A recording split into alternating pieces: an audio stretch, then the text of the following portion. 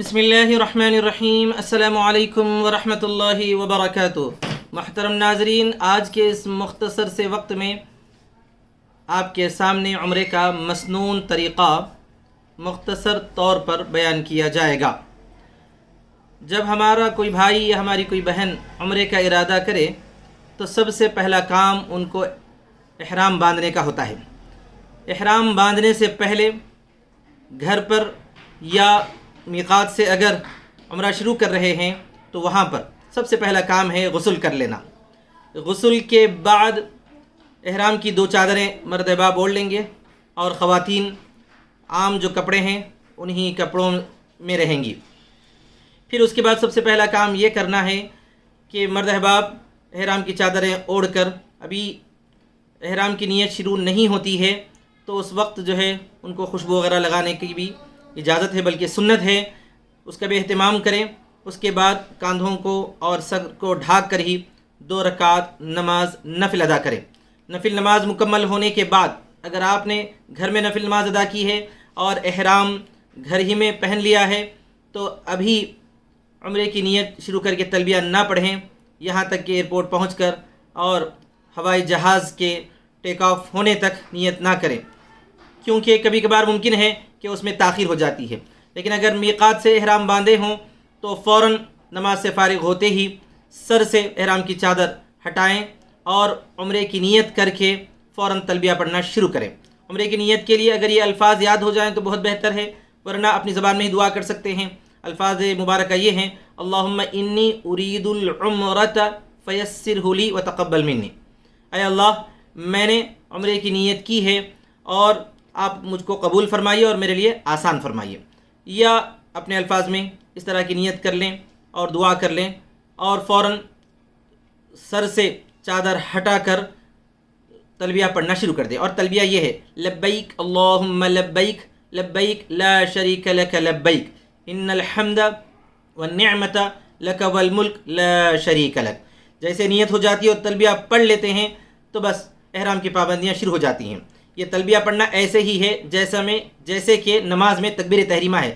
جیسے نماز میں ہم اللہ اکبر کہہ کر داخل ہو جاتے ہیں تو پوری پابندیاں لگ جاتی ہیں، ہم بات چیت وغیرہ نماز میں نہیں کر سکتے، اسی طرح پر جو ہے احرام کی حالت میں یہ ہے کہ جیسے ہی ہم نے تلبیہ پڑھ لیا تو اب احرام میں داخل ہو گئے۔ اس کے بعد جو ممنوعات احرام ہیں وہ سب کے سب ہم پر لازم ہو جاتے ہیں، جیسا کہ اس سے پہلے کے ویڈیو میں آپ کے سامنے ممنوعات احرام کا ذکر کر دیا گیا ہے۔ اب اس کے بعد ہم کو جو ہے بار بار تلبیہ پڑھتے ہی رہنا ہے، تھوڑی دیر بھی ہم خاموش نہ رہیں۔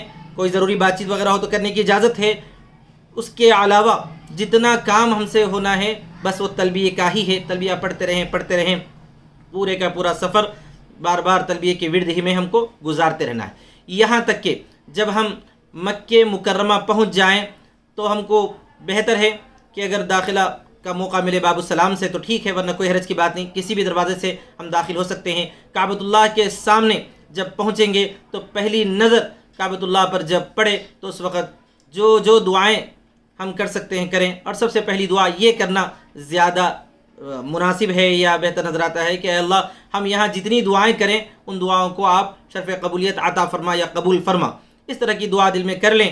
پھر اس کے ساتھ ساتھ جو ہے اگر اس وقت فرض نماز کا وقت نہ ہو تو سب سے پہلا کام یہ ہے کہ ہم کو طواف کرنا ہے، اور طواف کے لیے حجر اسود کے پاس پہنچ کر اگر جو ہے بھیڑ بھاڑ کم ہو، قریب سے ہم کو موقع مل جائے تو بہت بہتر ہے، اگر حجر اسود کا بوسہ کرنے کا موقع مل جائے تو بہت زیادہ بہتر ہے۔ لیکن احرام کی حالت میں تھوڑا سا محتاط ہونے کی ضرورت ہے، کیونکہ حجر اسود پر ہو یا ملتزم پر ہو آج کل جو ہے عطر وغیرہ لگایا جا رہا ہے، جس کی وجہ سے جو ہے حالت احرام میں اگر ہم ہاتھ لگائیں گے یا بوسہ لیں گے حجر اسود کا تو جو ہے عطر کے لگنے کا اندیشہ ہے، تو لہٰذا احرام کے اندر ممنوعات احرام کا عمل جو ہے ہو جاتا ہے، یعنی عطر لگنا چہرے پر یا ہاتھ پر کہیں بھی، اس کی وجہ سے جو ہے دم لازم آ سکتا ہے، اس لیے حالت احرام میں بچنے کی ضرورت ہے۔ بہرحال حجر اسود سے دور سے ہی ہم کو جو ہے پہنچ کر وہاں استلام کر لیں، اور جو ہے حجر اسود کے بالکل سیدھ میں جو کالی پٹی بنائی گئی ہے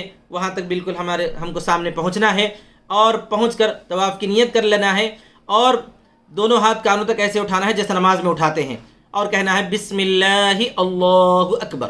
استباع کرنا ہے۔ استباع کا مطلب یہ کہ داہنے کاندھے کے بغل کے نیچے سے جو ہے احرام لے لیں اور لے کر اس کو جو ہے بائیں کاندھے پر ڈالیں اور کیا کہتے ہیں طواف شروع کر دیں. اور طواف کے دوران یاد رہے کہ ہم کو کعبۃ اللہ کی طرف نہیں دیکھنا ہے، بس حجر اسود کے سامنے وہ ہری کالی پٹی جو ہوتی ہے اسی جگہ پر ہم کو جو ہے حجر اسود کی طرف دیکھنا ہے اور استلام کرنا ہے، بسم اللہ اللہ اکبر کہنا ہے اور جو ہے حجر اسود کی طرف اشارہ کرنا ہے. پھر اس کے ساتھ ساتھ درمیان میں جب بھی ہم طواف کر رہے ہوں تو اس وقت ہم اپنی نگاہ اپنے چلنے کے راستے ہی کی طرف رکھیں، کعبۃ اللہ شریف کی طرف نہ دیکھیں. اس طرح پر جو ہے ہم کو 7 چکر کرنے ہیں اور جو ہے کوئی ضروری نہیں ہر چکر میں کوئی خاص دعا، بلکہ جو ہے جو بھی دعائیں ہم کو اپنی یاد ہیں عربی میں یا اپنی زبان میں اردو میں بھی دعائیں کر سکتے ہیں. عربی میں دعائیں یاد کر لیں، بہت زیادہ بہتر ہے. انشاءاللہ اگر موقع ہو تو دعاؤں کے سلسلے میں بھی ایک مختصر سا ویڈیو بنایا جائے گا. ان دعاؤں کو جو ہے آپ بار بار اس کو سنتے رہیں، ورد کرتے رہیں تو انشاءاللہ یاد ہو جائیں گی. بہرحال پہلے 3 چکروں میں مرد احباب کو رمل بھی کرنا ہے. پہلے 3 چکروں میں رمل یہ ہے کہ جو ہے تھوڑا سا اپنے کاندھوں کو حرکت دیتے ہوئے ذرا سا جو ہے پہلوان کے انداز میں چلنا ہے. استباع تو آخر تک رہے گا، 7 چکر میں استباع رہے گا، لیکن پہلے 3 چکروں میں رمل کرتے رہنا ہے. پھر اس کے ساتھ ساتھ جیسے ہی ہم جو ہے طواف کرتے کرتے کرتے رکن یمانی تک پہنچیں، اگر ہم بالکل کعبۃ اللہ کے قریب وہ موقع ملے تو دائیں ہاتھ سے رکن یمانی کا استلام کر لیں، چھو لیں. اگر موقع نہ ملے، دور ہو تو کوئی حرج کی بات نہیں، اس کی طرف اشارہ وغیرہ کرنا نہیں ہے. پھر اس کے بعد رکن یمانی سے حجر اسود کے درمیان کا جو حصہ ہے، یعنی یہ کہ رکن یمانی حجر اسود کے سے پہلے والا جو کونا ہوتا ہے اس طرف سے اگر طواف کرتے کرتے آئیں تو وہ رکن یمانی کہلاتا ہے. وہاں سے لے کر حجر اسود کے درمیانی حصے میں جو ہے اس دعا کو پڑھنا حدیث میں ثابت ہے، ربنا آتنا فی الدنیا حسنہ وفی الآخرۃ حسنہ وقنا عذاب النار. اس طرح پر جو ہے 7 چکر جب ہم مکمل کر لیں تو اس کے بعد جو ہے پھر فوراً جو ہے ہم کو مقام ابراہیم یا اس کے پیچھے کہیں بھی، مقام ابراہیم کا مطلب یہ کہ وہیں نہیں، اگر بھیڑ بھاڑ زیادہ ہو تو پیچھے ہٹ کر بھی جہاں ہم کو موقع ملے وہاں پر 2 رکعت نماز برائے طواف ادا کر لیں.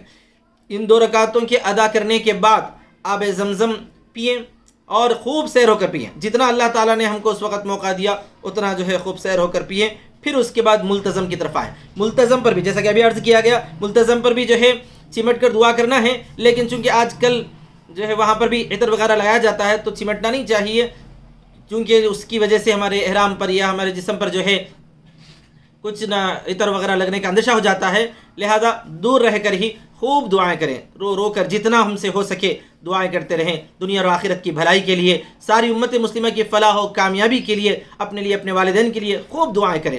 پھر اس کے بعد جو ہے پھر حجر اسود کا استلام کریں، یعنی جس طرح پر شروع میں کیے تھے اللہ بسم اللہ اللہ اکبر کہہ کر حجر اسود کی طرف اشارہ کریں. پھر اس کے بعد جو ہے ہم کو آنا ہے صفا کی طرف.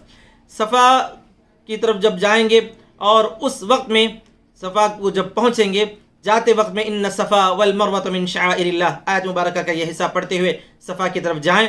صفا تک پہنچنے کے بعد جو ہے جو دعا ثابت ہے وہ یہ ہے، لا الہ الا اللہ وحدہ لا شریک لہ لہ الملک ولہ الحمد وہو علی کل شیء قدیر، لا الہ الا اللہ وحدہ انجز وعدہ ونصر عبدہ وہزم الاحزاب وحدہ.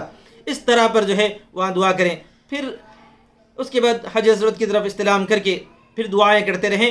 پھر اس کے بعد وہاں سے سعی شروع کرنا ہے. صفا مروہ کے درمیان جو چلنا ہے اسے سعی کہتے ہیں.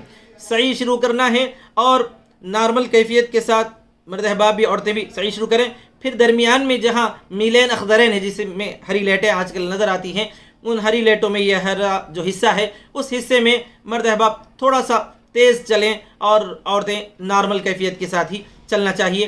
پھر اس کے بعد جو ہے صفا سے مروہ تک پہنچیں. مروہ پر پہنچنے کے بعد بھی یہاں پر بھی وہی دعا پڑھنی ہے جو صفا میں ہم نے پڑھی تھی، اور وہاں پر بھی جو ہے خوب دعائیں کرنا ہے. پھر وہاں سے پھر صفا تک جو ہے اسی طرح پر چلیں. صفا اور مروہ کی جو ترتیب ہوگی، صفا سے شروع ہو کر مروہ پر جو ہے پورے 7 چکر مکمل ہوں گے. بعض علماء نے لکھا ہے کہ مروہ پر جب 7واں چکر ختم ہوتا ہے وہاں پر بھی جو ہے 2 رکعت نماز ثابت ہے. اگر پڑھ لیں تو ٹھیک ہے، نہ بھی پڑھیں کوئی حرج کی بات نہیں ہے. پھر اس کے فوراً بعد اب دوسرا نمبر آتا ہے ہم کو جو ہے بال قصر کروانے یا حلق کروانے کا. جیسا کہ اس سے پہلے عرض کیا گیا جو ہے واجبات میں سے ہے کہ جیسے ہی سعی مکمل ہو گئی عمرے کا، یہ رہتا ہے کہ فوراً جا کر جو ہے مرد احباب حلق کروائیں، اگر مناسب ہے تو بہتر رہے گا، یا کم از کم قصر کروائیں۔ قصر میں اس بات کی احتیاط ضروری ہے کہ کم از کم سر کا چوتھائی حصہ ایسا ہو کہ جس کے بال جو ہے 1 انچ کے قریب تک کٹیں، اور خواتین کے لیے جو ہے جو بھی ان کے لمبے بال ہیں اس بال کا جو ہے حصہ ایک ساتھ پکڑ کر جو ہے تھوڑا سا انگلی کے پور کے برابر یا 1 انچ کے قریب تک جو ہے بال وہ کتروا دیں۔ اس کے بعد جو ہے عمرہ مکمل ہو جاتا ہے۔ جیسے ہی عمرہ مکمل ہو گیا تو پھر فوراً جو ہے ہم جا کر نہا دھو کر جو ہے اپنے نارمل کپڑے پہن سکتے ہیں۔ یہ ہے عمرے کا مسنون طریقہ جو مختصر انداز میں آپ کی خدمت میں رکھا گیا ہے، پیش کیا گیا ہے۔ دعا ہے کہ اللہ تبارک و تعالیٰ تمام معتمرین کے عمرے کو قبول فرمائے، اور جو وہاں پر وہ عبادات کریں اس کو صحیح انداز میں کرنے کی توفیق نصیب فرمائے، جتنی دعائیں کریں ان تمام دعاؤں کو قبول فرمائے۔ آمین وآخر دعوانا الحمدللہ رب العالمین، والسلام علیکم ورحمۃ اللہ وبرکاتہ۔